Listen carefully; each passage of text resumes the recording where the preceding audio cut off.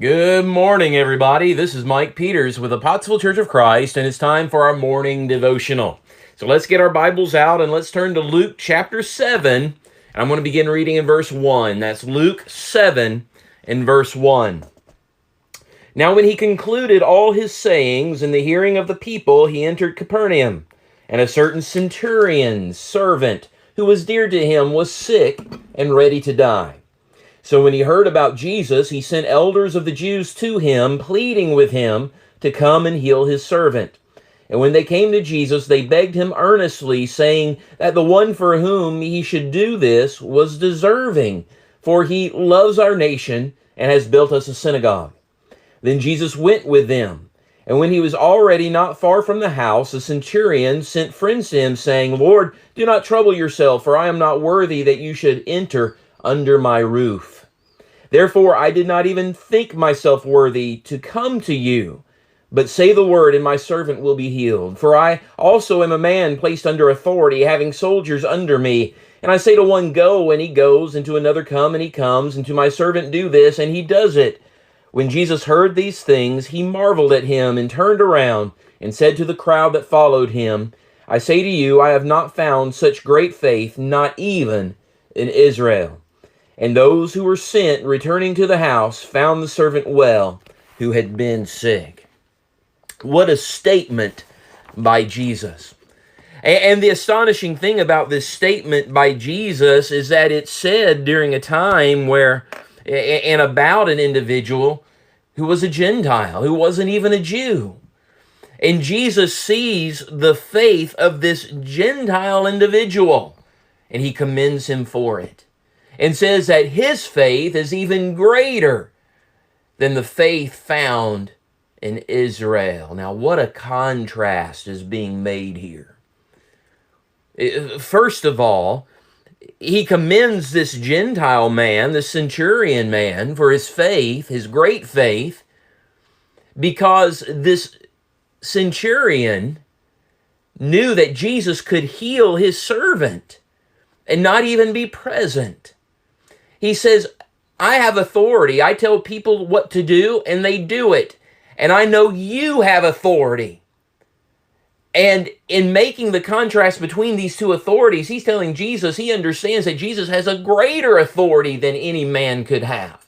Because Jesus has the authority to order even the physical well-being of an individual. In other words, he had the authority to heal.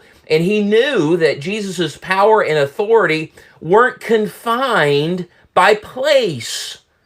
He says, you didn't have to come because I knew if you just said it, it would happen. Why? Because you have authority. And I understand authority because I have a little bit of authority over here, but look at your great authority. What great faith this man had.